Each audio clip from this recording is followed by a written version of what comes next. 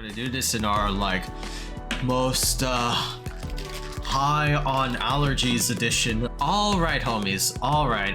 So we've been waiting a long time to discuss this topic for the past like few days, and what better way than to do it off of like a video that fully expresses the Khaiza's feelings, thoughts, objectivity, subjectivity on this subject matter. And that is, as you can tell from the bottom left, Marvel vs. Capcom Infinite. A game that, you know, it is the common surname for like the most hated, the most hate-fueled fighting game there is to date, right? I don't think there's any like other like surnames relating to what MVC Infinite had to like go through. But the reason we're talking about this is because there's been a lot of like good things happening for MVCI, and we'll get to those like later. But essentially we got up-res models and cell shading models for MVCI, and of course again we're gonna look at that later. But to get to that point, it's kind of like a good idea, the Khaiza thought, to go over the like a short comprehensive history on Marvel vs. Capcom Infinite, right?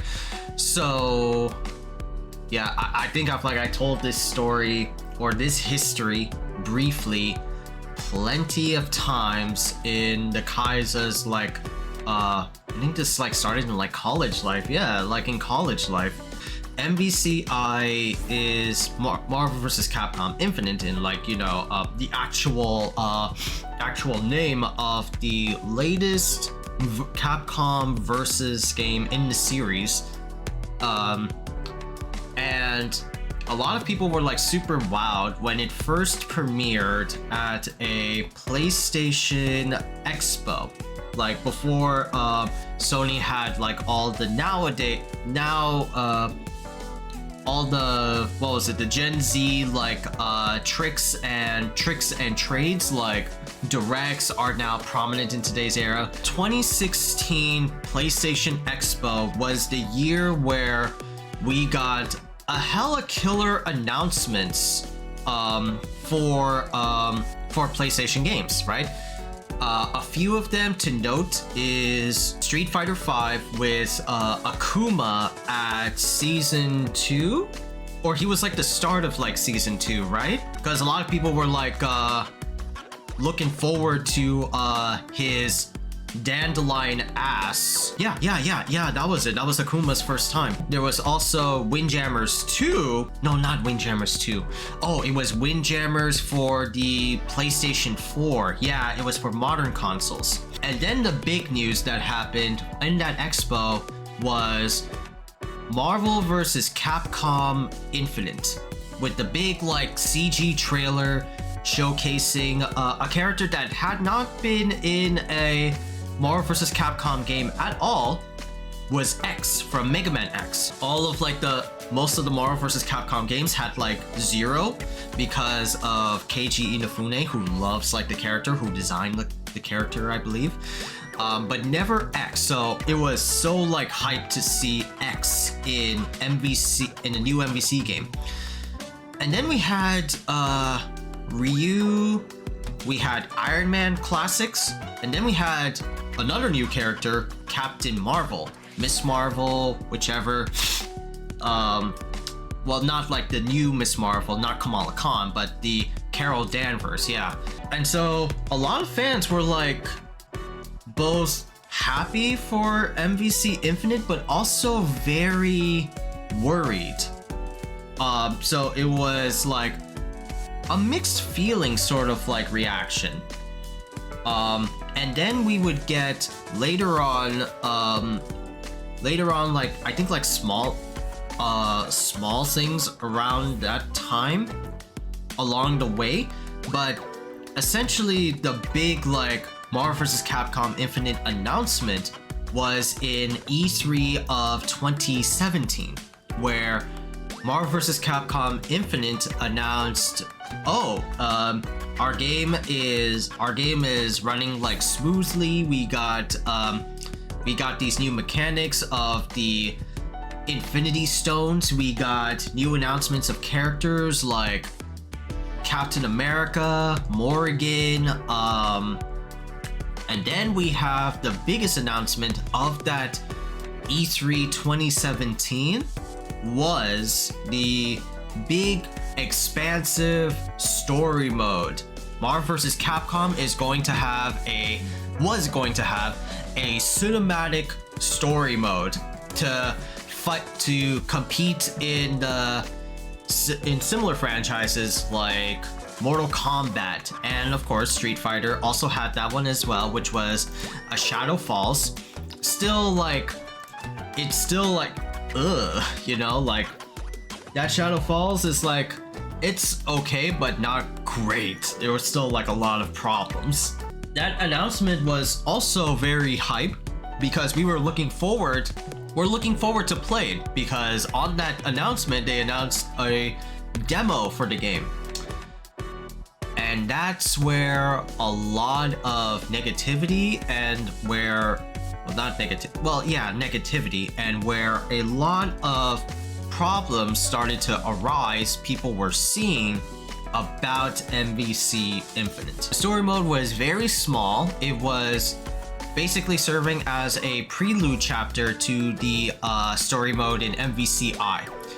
And all it consisted was options, a cool like kind of UI, and a couple of fights with some drones, and you fight like the big bad of MVCI, which was Ultron Sigma, a combination of Ultron from Marvel and Sigma from Mega Man X. It was very lackluster. It was not that much content, but that's not what really caused MVCI a lot of like flack. What really happened was so this is what we saw from the graphics of the highly praised Marvel vs. Capcom game. This is Chun-Li, a fan favorite waifu character looking very, very creepy.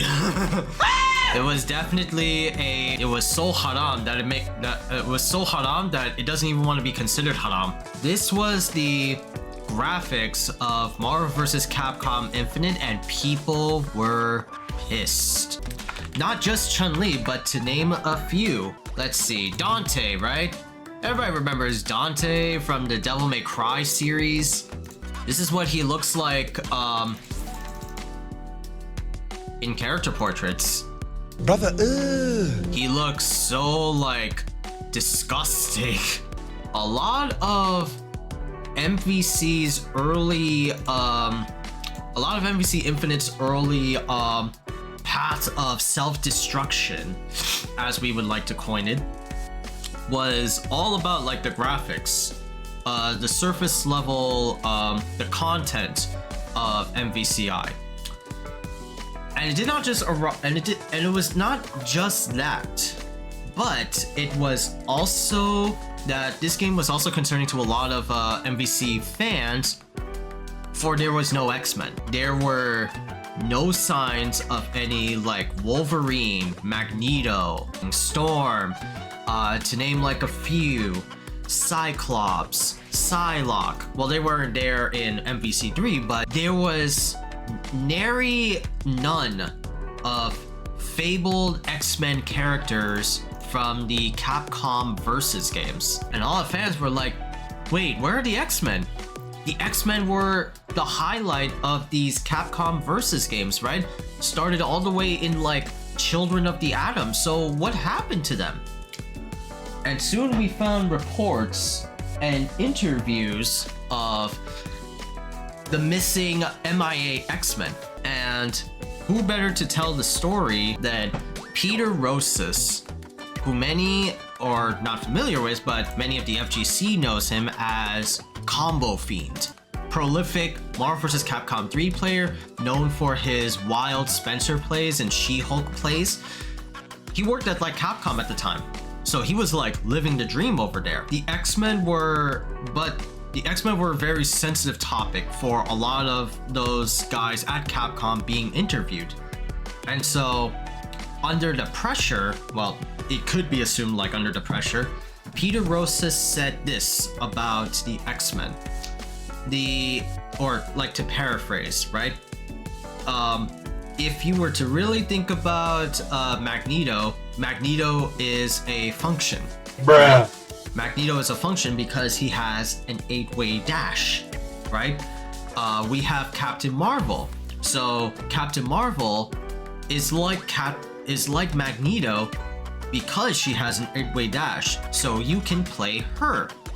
We did not remove the history of Marvel vs. Capcom at all with Magneto's exclusion. Rather, we're honoring his legacy by replacing some of his movements to other characters, to paraphrase, right? Not the actual like quote, but that's where a lot of like Marvel fans got like side-eyed shifty, like, no way did he just like say that about Magneto, or essentially any like X-Men character that were like missing in MVCI were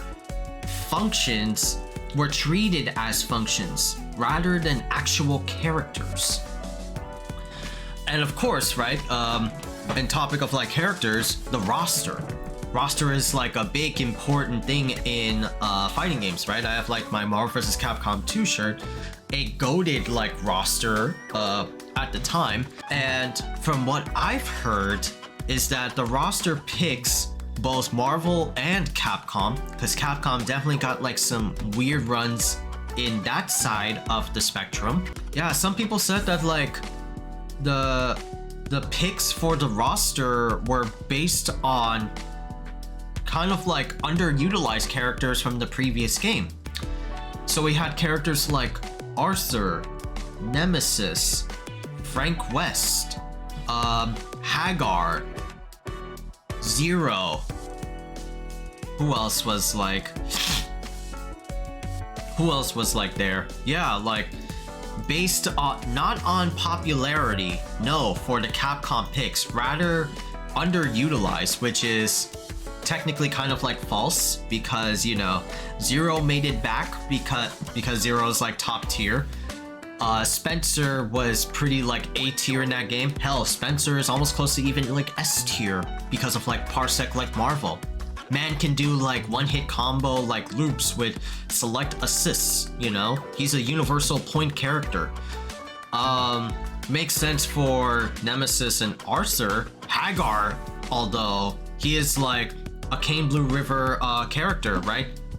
A lot of like heavyweight teams consist of like Hagar, and he's just like the go-to character for like, you know, pipe into like crouching heavy attack into, you know, a lot of like crazy shit. There were a lot of things that were tossed against MVCI, like SpongeBob, when Squidward does like his like whole like interpretive dance, everybody throws like food at him. MVCI was not a looker. And of course, the other huge thing that happened, or two huge things, is that companies were making their own fighting game companies were making their own versions of Marvel vs. Capcom. We have Arc System Works with BlazBlue Cross Tag Battle, which was coming out, and with crazy characters like, you know, typical anime crossovers that Arc System Works had done. BlazBlue, Persona, there was Under Night In-Birth, and more especially, Ruby.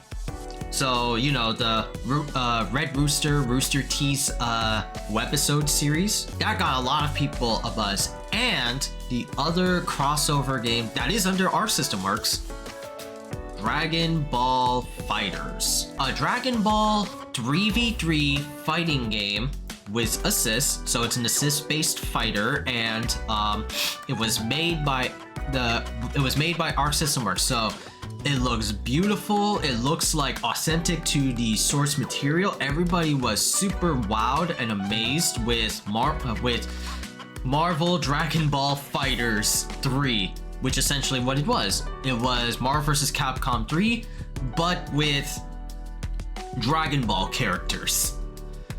And so there were a lot of things, again, tossed at Marvel vs. Capcom Infinite. And the game launched at September, my birth month, the Khaiza's birth month. So the game itself, right? The game itself is spectacular. I can like vouch for that, right? The endless like creativity of like combos with certain combinations of teams, as well as the main focal point of the game, which I believe are the stones. So you have the Infinity Stones, Soul, Power, Time, Space, Reality, and Mind Stone. Each one had different properties of play, and each one was definitely unique to elevate the player, right? So it was super fucking fun to choose not only a team, but also choose like the stone that best fits your team. For example, the two popular stones, Space and Reality Stone.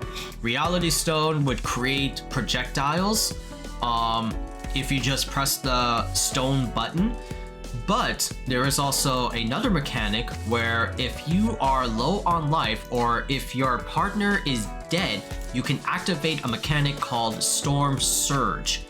So what Storm Surge does is activate the full power of a stone, kind of like what was it? The requirements are like Street Fighter 4, where like you take damage and the bar fills up and you have full stone like activation, and each stone has different effects under the storm.